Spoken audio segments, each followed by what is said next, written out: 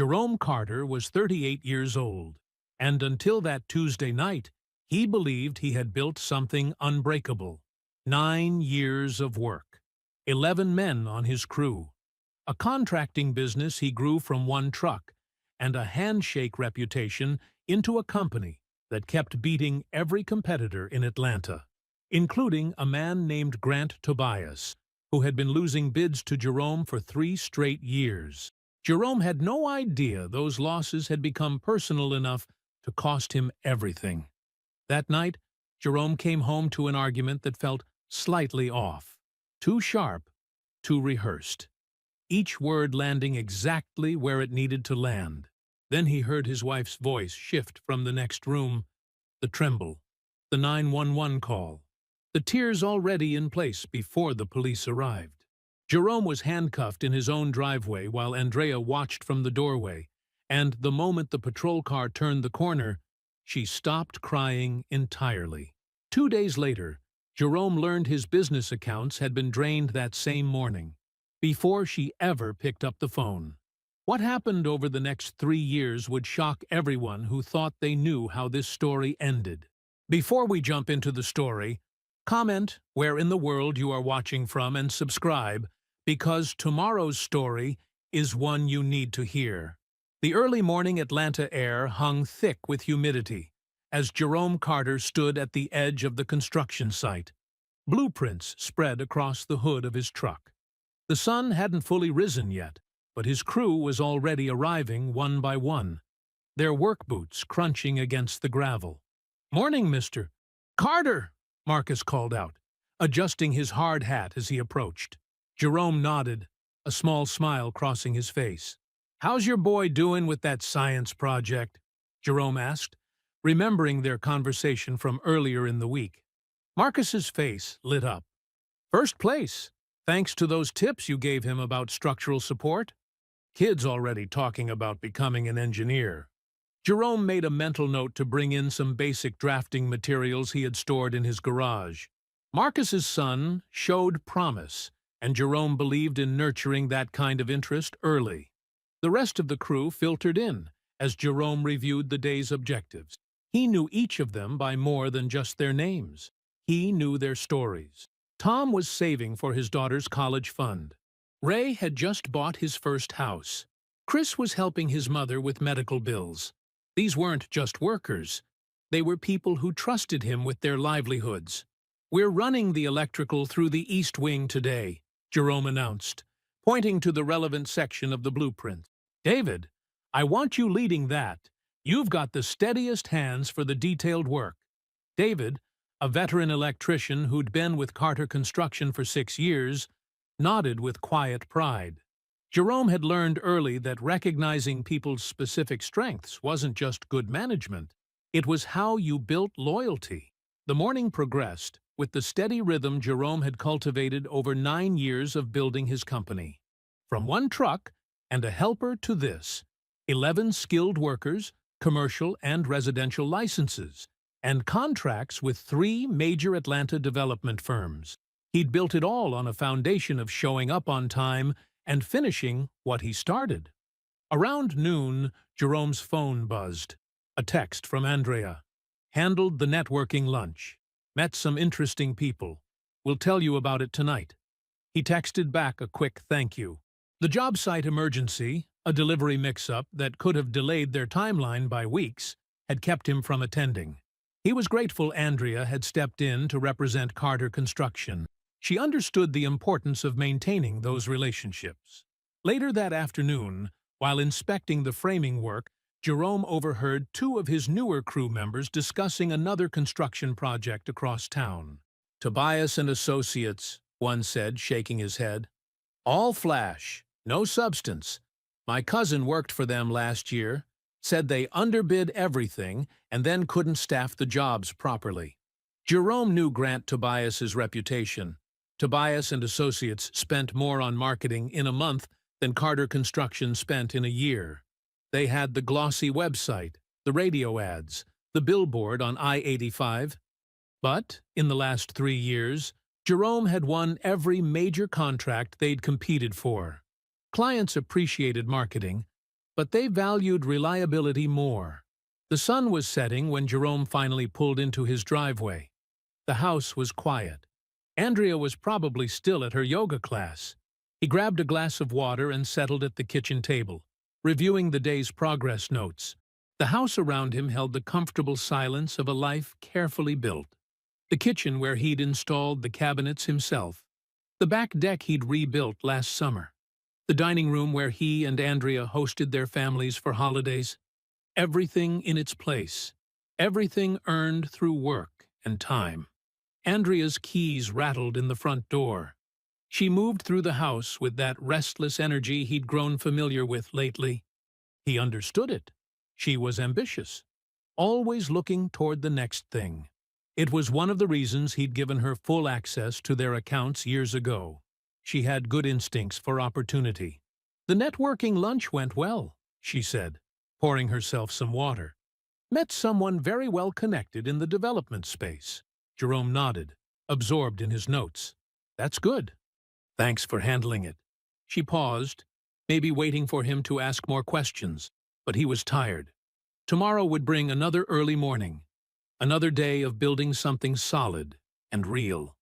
The kitchen table held him comfortably, the water glass cool against his palm. Outside, crickets began their evening chorus. Everything was exactly where he'd left it. Everything was as it should be.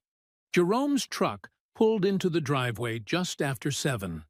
The sky had already darkened, and through the kitchen window, he could see Andrea moving with sharp, deliberate motions. Something felt different about her restlessness tonight. More precise, like a performance being carefully measured. He walked through the back door, setting his keys on the counter. The air in the kitchen felt thick with something he couldn't name. "You're late," Andrea said. Her voice had an edge he'd never heard before, theatrical almost, each word placed with careful intent. Job site ran long. Had to verify the electrical work before. "Dinner's cold," she cut him off, gesturing at a plate he hadn't noticed. "I waited 2 hours." Jerome paused, studying her face. This wasn't her usual frustration. Every movement, every word felt rehearsed, calibrated for maximum effect. "I'm sorry about dinner. Let me heat it up. We can—" "I'm tired of being an afterthought, Jerome." Her volume increased slightly, perfectly modulated. "You're always at that site, always with that crew. What about me? What about this house? What about everything I've given up?" The escalation felt mechanical, like watching gears turn in a precise sequence. Jerome took a deep breath, recognizing the heat building in the room. "Let's take a minute," he said quietly. "This feels bigger than dinner." "Don't dismiss me." Her voice rose again, but her eyes remained calculating. "You always do this. Act so calm, so reasonable, while I'm just the emotional wife who doesn't understand your important work." Jerome felt the trap in her words, the careful construction of a narrative he wanted no part of. He turned toward the garage door. "I'm going to step outside for a few minutes. We can talk when—" "Walking away." "Of course you are. That's what you do, isn't it?" Each accusation landed with practiced precision, but her eyes held something colder than anger. Jerome closed the garage door behind him, leaning against his workbench. The familiar smell of sawdust and motor oil usually calmed him, but tonight it couldn't touch the unease growing in his chest. Then he heard it. Andrea's voice through the door, transformed, the sharp edge replaced by a carefully crafted tremor. "Please, I need help." Her tone had dropped into perfect terror. "Yes, this is 1847 Oakland Drive. My husband, he's so angry. I'm scared." Jerome's blood went cold. He walked back inside, moving slowly. Andrea stood at the kitchen counter, phone pressed to her ear, tears placed with cosmetic precision on her cheeks. She looked at him across the room, and in that moment, he saw it. The absolute absence of fear behind the performance. "He's here now," she said into the phone, her voice shaking while her eyes remained steady. "Please hurry." 6 minutes. That's how long it took for the red and blue lights to start flashing through the windows. Jerome stood exactly where he was, hands visible, breathing measured. The officers entered with weapons drawn. Jerome kept his voice calm, his movements slow. "Officers, there's been a misunderstanding. I haven't— Hands where we can see them." The command cut through his words. "Turn around, slowly." Jerome complied, hyper-aware of every motion. He could see Andrea through the window, crying on cue for the female officer who'd taken her aside. The performance was flawless. The handcuffs were cold. Jerome walked to the patrol car with dignity, even as neighbors peeked through their windows. As the car pulled away, he caught one last glimpse of Andrea in the doorway. The tears had stopped. She watched him go with the still attention of someone monitoring a plan's execution. 2 days passed in the holding cell. Jerome sat on the narrow bunk, measuring time by meal deliveries and shift changes. When Philip arrived for visitation, his cousin's face carried news worse than the handcuffs. "Jerome," Philip said, his voice low, "the accounts are empty. Both of them. Business and personal. Nearly $74,000, transferred out yesterday morning." Jerome sat very still, processing the timing. "Yesterday morning? What time?" "First transfer was initiated at 8:47 a.m. Second one at 9:03. Both completed before noon." Philip paused, before the 911 call was even made. The truth settled over Jerome like concrete setting. The transfers were scheduled. The argument was scripted. The tears were rehearsed. This wasn't a wife reacting in fear or anger. This was a calculated plan with a financial phase that had been put in motion before he ever came home. He stared at the holding cell wall, seeing the structure of it now, how every piece had been measured and cut to fit, like a house built to look stable while the foundation was being quietly undermined. The woman he'd trusted with everything, who had access to every account because he believed in sharing everything, had executed a coordinated financial strike before she ever picked up the phone to destroy the rest of his life. The courtroom felt smaller than Jerome expected. From the defendant's table, he could see every face in the jury box with perfect clarity. 12 strangers who would decide his fate based on carefully crafted performances they had no tools to question. His public defender, Sarah Mills, spread her limited case materials across the table. She was good at her job, sharp, dedicated, fighting against an impossible caseload and resource constraints that turned every defense into an uphill battle. Jerome watched her shuffle through the thin file, knowing she was doing her best with what she had. Andrea took the stand like she'd been preparing for it her whole life. Her navy blue dress was modest, her makeup subtle enough to project sincerity. She spoke in measured tones that cracked at precisely the right moments. "I tried to be supportive," she testified, her voice carrying just enough tremor. "The business was everything to him. I managed our finances, kept our home, attended events when he couldn't. I thought if I just did enough, if I just helped enough."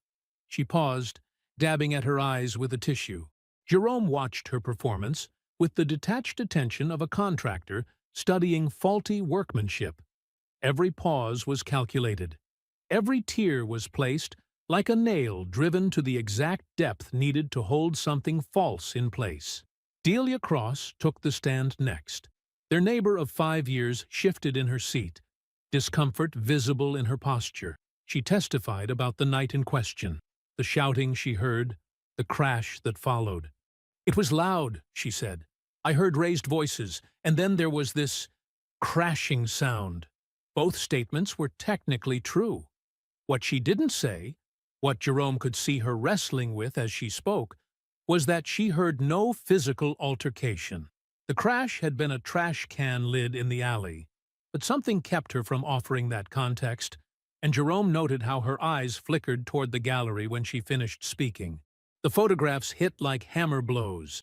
8 by 10 color prints showing bruises on Andrea's arms and torso, entered into evidence by the prosecutor with clinical precision. Sarah objected, requesting time to have the images examined by an expert.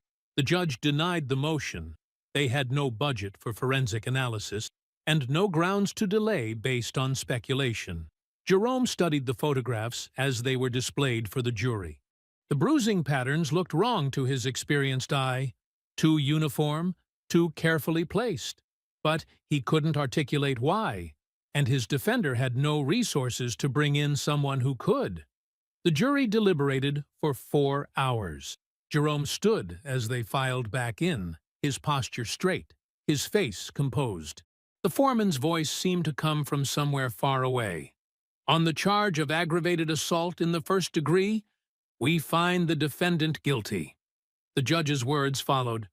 3 years, Georgia State Prison.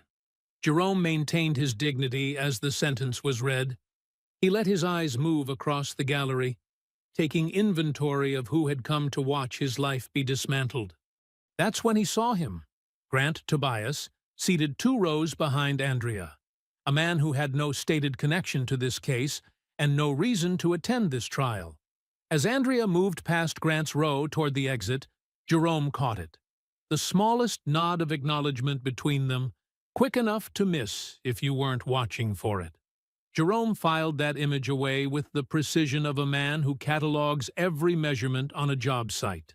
That night, in his first cell at Georgia State Prison, Jerome sat on the narrow cot. The mattress was thin, the springs creaking under his weight. The small desk lamp cast weak yellow light across the concrete walls. He took out the legal pad they'd given him in processing and uncapped the prison-approved pen. At the top of the first page, he wrote 2 names with careful, measured strokes: Andrea Carter Grant, Tobias. Below them, he began a list: dates, times, details, connections. His handwriting was steady, each entry precise. This wasn't grief pouring onto the page. This was inventory. This was foundation work. This was a man who built things for a living, laying out the materials he would need for what came next. The light from the corridor cast harsh shadows through the cell bars, but Jerome kept writing. Each entry was a nail, each detail a board, each connection a joint that would eventually bear weight. He wrote with the focused attention of a craftsman measuring twice before making the first cut. Through the visitor room's bulletproof glass, Jerome Carter studied his cousin's face.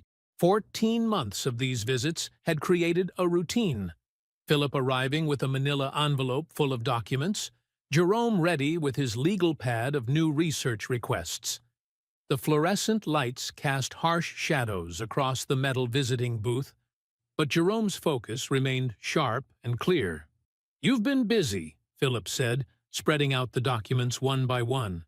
"Every program they offer in here, legal research certification, business administration, contract law. The warden's office says you're their most consistent student." Jerome nodded once. Education wasn't a pastime here. It was preparation. He spent his days in the prison's legal aid library, learning the system's mechanics from the inside out. Every book, every document, every procedure manual became another tool in his inventory. "Tell me what you found," Jerome said quietly, his voice steady. Philip took out the first document, a copy of an LLC filing Jerome had asked him to trace. "It's worse than we thought. Andrea used those power of attorney documents you signed 2 years ago.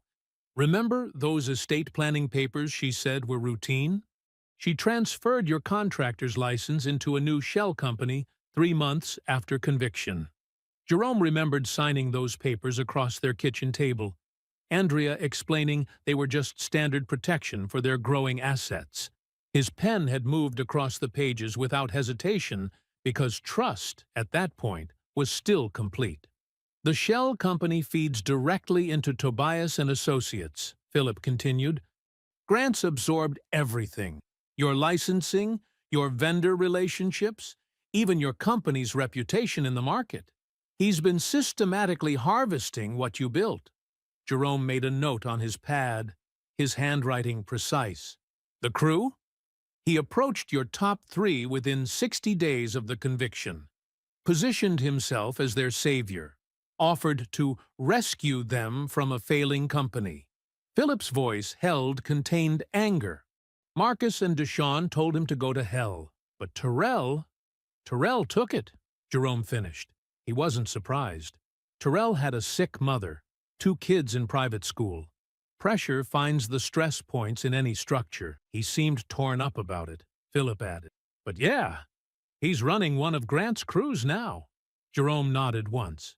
He didn't write Terrell's name on the list. Some choices came from vulnerability rather than malice. The development contracts? Grant's got 2 of your 3 main relationships, Horizon Development and Sterling Properties. Philip laid out more papers. He's been having private conversations with their project managers, implying your legal situation reflects deeper instability issues, the kind that might affect future projects. Jerome absorbed this, adding notes in his measured handwriting. Character assassination was effective precisely because it was hard to disprove, especially from inside a cell. "What about Delia Cross?" he asked. "She's been avoiding my calls since right after the trial. Won't answer her door when I stop by." Philip paused. "Something's got her spooked, Jerome. She knows something." Jerome made another note without commenting. "Delia would matter later. Everything mattered later if you documented it properly. I need you to find me a criminal defense attorney," Jerome said. "Someone who specializes in post-conviction work. Someone with access to forensic resources, digital evidence analysis, image authentication, cell tower data recovery." "Already started looking," Philip replied.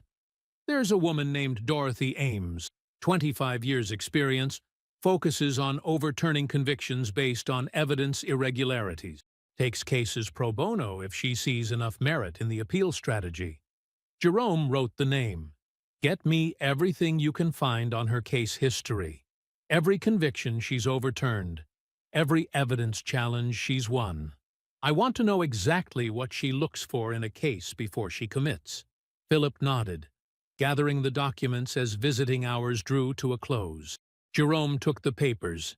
Evidence of Andrea's financial maneuvers, Grant's business absorption, the systematic dismantling of everything he'd built, and folded them carefully. Back in his cell, Jerome lifted his thin mattress and tucked the documents underneath with the others. He sat at his small desk, legal pad open, prison lamp casting weak light across the page. He wrote 4 new entries with the same steady hand that had once signed construction contracts. 1. Power of attorney transfer, Shell LLC structure. Trace full ownership chain. 2. Contractor license transfer timeline. Document all parties involved. 3. Development contract interference. Gather witness statements from project managers. 4. Delia Cross. Document all avoided contact attempts. Identify potential pressure points. Each entry was a nail-driven true, each detail a board cut square. Jerome wasn't building in anger. He was building in precision, the way he'd always built everything. Measuring twice, cutting once, making sure every joint would hold when weight was applied. That evening, after Philip's footsteps had faded from the visitor area, Jerome sat on his narrow prison cot with his back against the concrete wall. The cell was quiet except for the distant sounds of other inmates, but Jerome's mind was anything but silent. He closed his eyes, finally allowing himself to fully process what he now understood with crushing clarity. Andrea had sat across from him at their kitchen table, accepting the coffee he made her every morning, while carrying Grant's business card in her purse. She had slept beside him in their bed, while maintaining a separate phone line for Grant's calls. She had accepted Jerome's complete trust. Access to their accounts, power of attorney, every document he signed without hesitation, while systematically preparing to use that trust as a weapon. The specific intimacy of the betrayal settled into his chest, like concrete setting.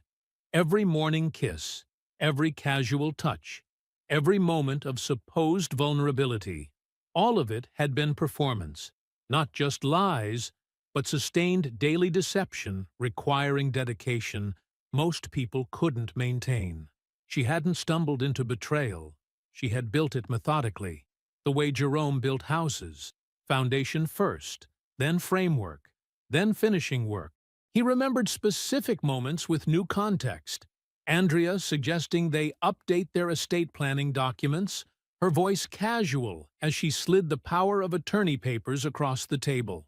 Her increased interest in the business finances, asking detailed questions about account structures and vendor relationships. The networking lunch she attended on his behalf, the first documented meeting with Grant, though Jerome hadn't known to document it then. The money transfers were the clearest evidence of premeditation. She had initiated them before the 911 call, before the crocodile tears, before the performance for the officer. The financial execution phase was already in motion before she ever picked up the phone. She had negotiated her compensation with Grant before she committed to the plan. Jerome opened his eyes, looking at the cinder block wall across from his cot. He made a conscious, deliberate choice in that moment. He would not let this make him bitter. Bitterness was a luxury he couldn't afford. It would compromise his precision, cloud his judgment when he needed it clearest. He would process this pain privately and completely, but he would not let it change who he was at his core. He reached for his legal pad and began writing a letter to Dorothy Ames, the attorney Philip had identified. Her preliminary case review had already flagged critical irregularities in the evidence chain. Specifically, the metadata on Andrea's bruising photographs and discrepancies in the 911 call location data. Jerome had studied enough law in the prison library now to understand exactly how significant these irregularities were. His letter to Dorothy was precise and factual. He detailed the financial timeline, the business takeover mechanics, the systematic way Grant had absorbed Carter Construction's infrastructure. He included specific names, dates, and document references that Dorothy's team could verify independently. This wasn't an emotional appeal. It was a blueprint for dismantling what Andrea and Grant had built on his name. While Dorothy began the post-conviction review process, Jerome immersed himself in studying real estate law, contract formation, and business entity structure. He wasn't just preparing for freedom, he was architecting what came after. Every legal text, every procedure manual, every business formation guideline became another tool in his inventory. Through Philip, Jerome began quietly reaching out to his former clients, not to the companies, but to the specific project managers and developers he had built relationships with over 9 years. These weren't desperate appeals. They were careful seeds being planted for what would become Carter Built LLC, already registered in Philip's name, waiting for Jerome's exoneration to transfer cleanly. The cell lights dimmed for evening count. Jerome turned on his small desk lamp and opened his legal pad to a fresh page. His handwriting was steady as he wrote, "I don't need what they took back. I'm building something they never got close to." He underlined it once, the pencil making a precise line beneath the words. Then he turned to a new page and began detailing his next research request for Philip. Specific questions about digital forensics and cell tower data that Dorothy's team would need for the evidence review. The night settled around him, but Jerome kept writing. Each word was another board cut square, another nail driven true. He was building something new, not in anger, not in bitterness, but in the same methodical way he had always built everything that lasted. The Saturday morning sun cast long shadows across Delia Cross's front porch as Philip Carter stood at her door. Not a phone call this time, not a note left in her mailbox, a direct, unavoidable presence requiring her to finally face what she had been carrying for nearly 2 years. When Delia opened the door, her face held the weary recognition of someone who had been rehearsing this moment in her mind. She didn't seem surprised to see Philip there. If anything, she looked relieved, like someone finally confronting a weight they had grown tired of bearing alone. "I was wondering when someone would come," she said quietly, stepping back to let him in. Inside, her kitchen was bright and neat, everything in its place. She moved through it with the automatic familiarity of someone who had lived there a long time, pulling down coffee mugs, measuring grounds, filling the pot with water. Her hands trembled slightly as she worked. "I should have said something sooner," she said, her back still turned to Philip. "I've been thinking about it every day since the trial." Philip sat at her kitchen table, taking out a small recorder. "Would you mind if I record our conversation, Ms. Cross? Everything you say will be treated as part of a formal legal review." Delia nodded, bringing the coffee to the table. She stared into her mug for a long moment before speaking. "2 weeks before the trial, a woman came to my door. Well-dressed, very professional. She had this way about her. Confident, like she knew exactly what she was doing. She said she was a community liaison working with the district attorney's office." Delia's hands tightened around her coffee mug. "She told me Jerome Carter had a documented history of domestic violence, said there were other women who had come forward, but they were afraid to testify. She made it sound like my testimony was crucial, like I would be protecting not just Andrea, but other women too." She got up suddenly, went to a drawer by the sink, and came back with a business card. The edges were worn, like she had handled it many times, thinking about making this call, but never quite finding the courage. "She left this. I kept it, though I'm not sure why. Maybe part of me knew something wasn't right." Philip took the card carefully. "Paula Weston," the name read, with a phone number but no office address. "She shaped how I understood what I was supposed to say," Delia continued. "She never told me to lie. She just helped me see the story the way she wanted me to see it. The shouting I heard, the crash, she helped me frame it as something more sinister than it was." Delia's voice caught. "But that's not even the worst part. There's something else, something I saw that morning, the morning before Jerome was arrested." She stood up and walked to her kitchen window, looking out at the street as if watching the memory replay itself. "It was early, maybe 6:15, still dark out. I was up making coffee, and I saw a car pull up across the street. A man got out. I recognized him later from a construction sign on Maple Avenue. Grant Tobias." Her voice grew quieter. "He was standing in Jerome's driveway with Andrea. He had some kind of bag with him. The way they were together, it wasn't like strangers. It wasn't like business associates. They knew each other. Really knew each other, if you understand what I mean." She turned back to Philip. "They talked for maybe 5 minutes. Easy, comfortable, like they'd done this before. I knew what I was seeing. I told myself it wasn't my business. But then, Jerome was arrested that night, and I still said nothing." Philip made sure the recorder was still running. "Would you be willing to provide a formal statement to Jerome's attorney? Everything you've just told me?" "Yes," Delia said without hesitation. "I should have done it a long time ago. That woman, Paula Weston, she made me feel like I was doing the right thing. But I've known since the verdict came down that I wasn't. I've been carrying that knowledge every day since." Back at the prison, Jerome sat in the visiting room reviewing the transcript of Delia's conversation. His face remained impassive as he read, but his pencil moved steadily across his legal pad, adding Paula Weston's name to the list. He paused, studying the transcript again. "The photographs," he said quietly to Philip. "They were too professional, too well lit. Someone with real equipment took those pictures." He left a space below Paula Weston's name on the pad. "Tell Dorothy to trace the metadata on the photographs. Whoever's device they were taken on, that person is connected to this." The pictures didn't stage themselves. Jerome stood at the metal visitation table, his hands pressed flat against its surface, as he read Dorothy's forensic summary. Philip sat quietly, watching his cousin's face remain perfectly still, while his eyes moved methodically through each page. The report was thorough, clinical in its precision. The photographs that helped convict Jerome had been taken on a device registered to Brett Calloway, a marketing contractor who did regular work for Tobias and Associates.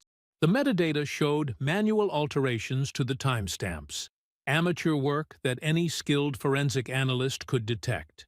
The bruising patterns themselves when examined by medical experts, displayed none of the subsurface characteristics of actual trauma. The coloring was too uniform, the edges too defined. It was makeup, professionally applied. The makeup artist has been identified, Philip said quietly. Brett gave up her name as soon as Dorothy's team confronted him with the device registration and timeline. She's already provided a statement confirming Grant hired her directly. Jerome nodded once, still reading. His fingers traced a line in the report about the cell tower data. Andrea's phone had pinged off a tower 3 blocks from their house at the exact moment she claimed to be calling 911 from their kitchen. The tower location placed her precisely where Delia had seen Grant's car parked that morning. Dorothy's audio analyst had isolated background sounds from the 911 recording, the subtle acoustics of a vehicle interior, the faint hum of an engine at idle. Andrea hadn't been standing in their kitchen terrified. She had been sitting in Grant's car, performing terror with the same precision she had practiced everything else. The lead investigator from Jerome's case started cooperating last week, Philip continued. He told Dorothy off the record that the photographs were what pushed the prosecutor to move forward, but he'd had doubts about the metadata from the beginning. His department didn't have the forensic resources to pursue it at the time. Jerome set the report down and picked up Dorothy's motion filing. She had constructed it beautifully, each piece of evidence building on the last, creating an unbreakable chain of documented conspiracy. The state had already opened a formal review. Brett Calloway's statement was particularly damaging. He had provided exact details about Grant's instructions for the staging session, including the specific lighting setup Grant had requested to ensure the bruising photographs would be convincing enough for court. Brett rolled quickly, Philip noted. Dorothy said he tried the "I didn't know what the photos were for" defense for about 10 minutes, before his attorney advised him to cooperate fully. He gave them everything: the makeup artist's contact, the staging location, Grant's specific instructions. He kept good records. Jerome's expression didn't change, but his shoulders settled slightly. The subtle shift of a man seeing pieces fall exactly where he had calculated they would land. Dorothy says 60 days, Philip said. Maybe less? The state's review is moving fast now that the lead investigator is cooperating. She says to be ready. Jerome picked up his legal pad. He always had one with him now, after nearly 2 years of using them to build this case, piece by piece. He turned to a fresh page and began writing in his precise architectural hand. Not questions, not possibilities. A sequence of specific actions, each one built on the foundation of what Dorothy's evidence had just confirmed.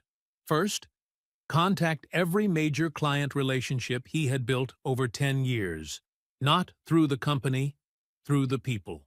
The project managers and developers who had trusted Jerome Carter's name specifically. Second, register Carter Built LLC through Philip's property management company. Have the paperwork ready for transfer once exoneration cleared. Third, reach out to Curtis and Michael, the 2 crew leaders who had declined Grant's offers. Begin rebuilding the core team. Fourth, document every financial transaction Andrea had executed using his power of attorney. Create a complete record of the conspiracy's money trail. He wrote each step with the same careful attention he had once used to draw up project timelines. This was just another build. The materials were different, but the principles were the same. Start with the foundation. Check every connection. Make sure each piece could bear the weight of what came next. Philip watched him write, understanding that his cousin wasn't hoping anymore. He was building. Everything that happened from this point forward would happen because Jerome had prepared for it, measured it, and calculated its exact execution. You ready? Philip asked quietly. Jerome looked up from the legal pad. I've been ready since the first night I was in here. Now I have what I need to start. The morning air hit Jerome's face like a forgotten memory. He stood just beyond the prison gate, letting his lungs fill with something that felt bigger than air. Not better exactly, just larger, uncontained by concrete and steel. The sun was barely breaking over the Georgia pines, painting everything in soft gold that made the world look newer than it was. Philip waited by his car, hands in his pockets, watching his cousin breathe. They embraced without words, a quick, firm grip that said everything necessary about family and time and patience. Neither of them lingered in the moment. They were men who built things, not men who performed feelings about them. The car interior smelled like coffee and fresh upholstery. Jerome settled into the passenger seat, his few possessions in a small bag between his feet. He noticed the fresh detail job, the careful maintenance. Philip had prepared for this morning the way he prepared for everything, with quiet attention to detail. Without a word, Philip reached behind the seat and handed Jerome a thick manila folder. The weight of it felt significant.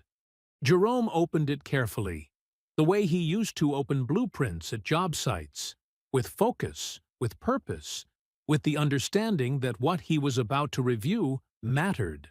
The contents were organized chronologically. Every fraudulent transaction Andrea had executed using his power of attorney. Every LLC filing Grant had submitted to absorb Carter Construction's infrastructure.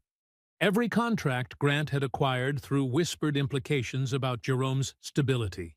Bank statements showing the monthly payments to Andrea's shell company, labeled as consulting retainer, in Grant's business records, beginning 8 months before Jerome's arrest. Then the photographs. Someone, probably Brett Calloway, given his marketing role, had documented Grant's gradual occupation of Jerome's life with professional precision. Grant at industry events, introducing himself as Carter Construction's new managing partner.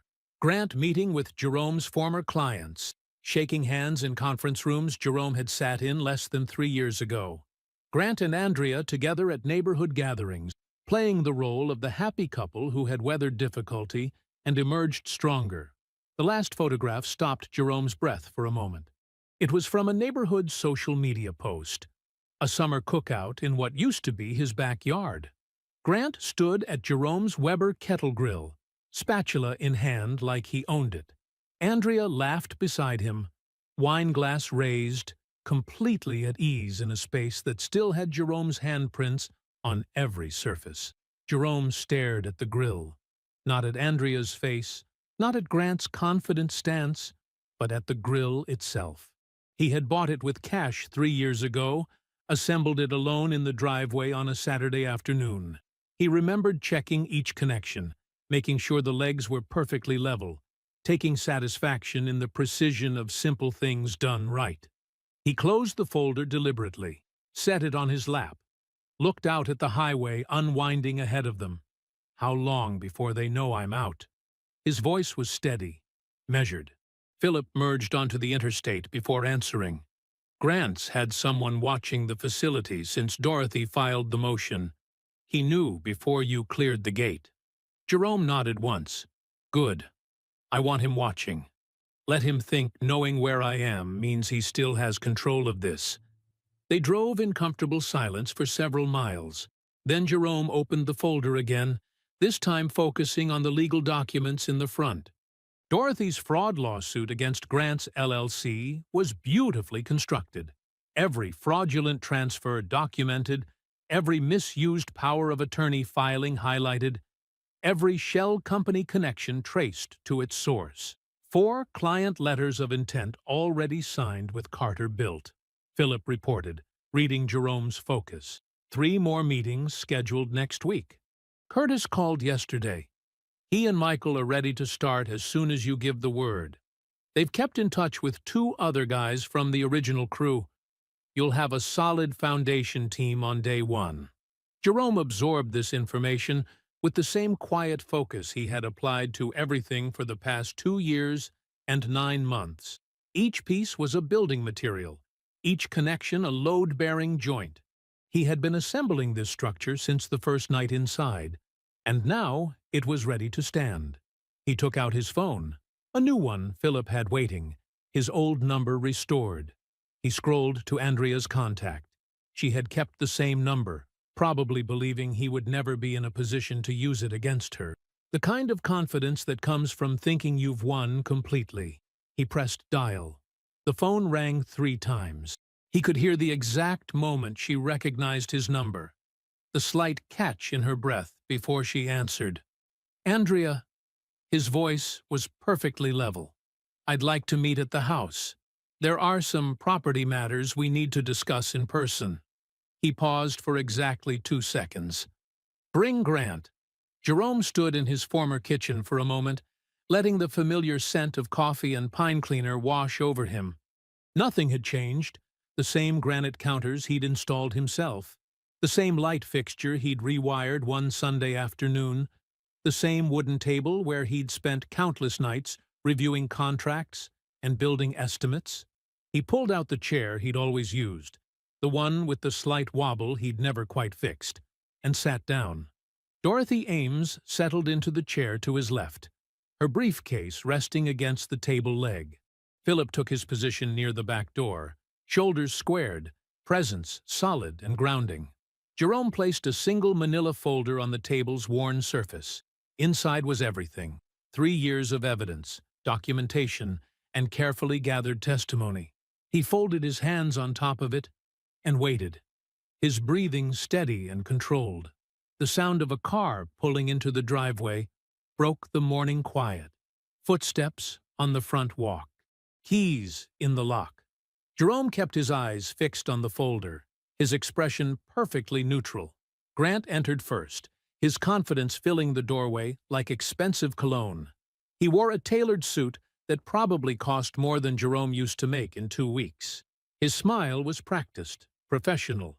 The smile of a man who believed he still held all the cards. "Jerome."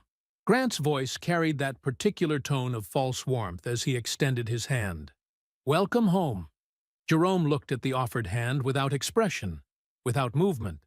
After a moment that stretched just long enough to be uncomfortable, Grant withdrew it, his smile flickering only slightly as he took the seat across the table. Andrea followed, her composure perfect as always. She'd changed her hair, shortened it to shoulder length. She sat beside Grant, her hands folded in her lap, her face a masterpiece of controlled neutrality. 3 years of practice had made her very good at appearing unaffected.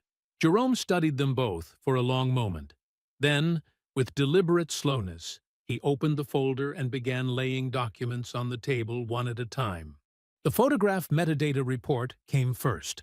Detailed analysis showing the images were captured on Brett Calloway's device and altered afterward. He placed it precisely in the center of the table. Next, the cell tower data proving Andrea's phone was in Grant's car during the 911 call, not in their kitchen as she'd testified. He set it beside the first document. The forensic analysis of the bruising photographs followed. Expert testimony confirming the marks were consistent with professional makeup application, not physical trauma. Each page made a soft sound as it met the wooden surface. The makeup artist's sworn statement came next, followed by Brett Calloway's full confession detailing Grant's instructions and the staging location. Jerome placed them side by side, the papers perfectly aligned. Paula Weston's cooperation agreement landed next, her complete account of Grant's directions, the script she used on Delia, the cash payments she'd documented. The pages seemed to carry physical weight as they settled. Delia's formal testimony followed, her detailed account of what she saw that morning and what Paula had instructed her to say. Jerome placed it with the same precision he'd used to lay foundation lines at job sites. Finally, he set down the financial records, the LLC filings, the shell company documentation, and at the very top, the monthly consulting retainer payments to Andrea's maiden name entity, beginning 8 months before Jerome's arrest, continuing through the trial, documented in Grant's own business records. The kitchen was absolutely silent. Jerome looked directly at Andrea, his voice quiet, but carrying perfect clarity. "You were being paid. Before the arrest, before the trial, before any of it. You negotiated your compensation first. He let the words settle between them. "I want you to understand that I know that. Not as a suspicion, as a documented fact." Andrea's composure held, but something shifted behind her eyes. The particular shift of someone realizing the story they'd prepared had become completely irrelevant. Grant started to speak. Jerome turned to look at him with an expression so devoid of emotion that Grant's words died in his throat. "I'm not speaking to you," Jerome said quietly. "I'll be speaking to you through Dorothy, from this point forward." He turned back to Andrea, his voice steady and final. "I built everything in this house. I built the business that paid for it. I built the life you used as cover while you were planning to have me removed from it." He paused. "And I want you to hear me say that clearly, in this house, at this table, before everything that is coming for you actually comes." The Tuesday morning sun had barely cleared the Atlanta skyline when two police cruisers pulled up to the Tobias and Associates office building. Grant was in the middle of what he thought was a routine project meeting with two major developers, men who had worked with Jerome for years before shifting their contracts to Grant's firm during Jerome's incarceration. What Grant didn't know was that Jerome had arranged their presence specifically for this moment. The officers entered without ceremony, badges visible, warrant in hand. Grant stood from behind his desk, his confidence faltering for the first time as understanding dawned in his eyes. The developers, Mike Harrison and James Chen, watched silently as the officers read Grant his rights: evidence tampering, conspiracy to commit fraud, wire fraud, perjury by procurement, obstruction of justice. Grant's staff gathered in the doorway, watching their boss being led out in handcuffs. By noon, the story had spread through Atlanta's contracting community like wildfire. Within 24 hours, two more development firms that had been working with Tobias and Associates reached out to Philip about availability. 7 years. The sentence came down like a hammer, along with the court-ordered dissolution of Tobias and Associates pending litigation. The fraudulent business transfer Jerome had documented was reversed completely. 3 days after Grant's arrest, Andrea was taken into custody at the house, Jerome's former home. Her private attorney, reviewing the mountain of evidence Dorothy's team had assembled, advised her in clear terms that fighting the charges would only make things worse. She entered a guilty plea and received 4 years, mandatory minimum, no possibility of probation. The judge specifically noted in sentencing that her participation had been premeditated and financially compensated from the beginning. Paula Weston's cooperation with prosecutors wasn't enough to keep her out of prison. The judge denied probation, citing the severity of the original crime her actions had facilitated. 18 months in minimum security, and her paralegal certification was permanently revoked. Brett Calloway received 12 months. His "I didn't know what the photos were for" defense crumbling under the weight of the evidence showing his direct participation in the staging. Jerome's contractor's license was reinstated with full backstanding and clean history. The title irregularity Dorothy had identified in the property transfer forced a complete review. The house had to be sold to satisfy the judgment. Andrea and Grant vacated before the order was even final. 18 months passed like water under a bridge. Carter-Built LLC grew steadily, accumulating 12 active contracts across Atlanta, 3 commercial projects, and 9 residential, including 2 for development firms that had specifically sought Jerome out because of who he was rather than what company name appeared on the paperwork. Philip stepped into the role of operations manager as naturally as breathing. Curtis, back from the beginning, ran the largest crew with the same quiet competence he'd always shown. Jerome hired 4 new workers, including 2 young men from his old neighborhood who reminded him of himself at 22. He took extra time with them, showing them the specific techniques that had taken him years to master, the way someone had done for him once. When Terrell came to the office that afternoon, Jerome listened to him without interruption. Terrell didn't make excuses about accepting Grant's offer.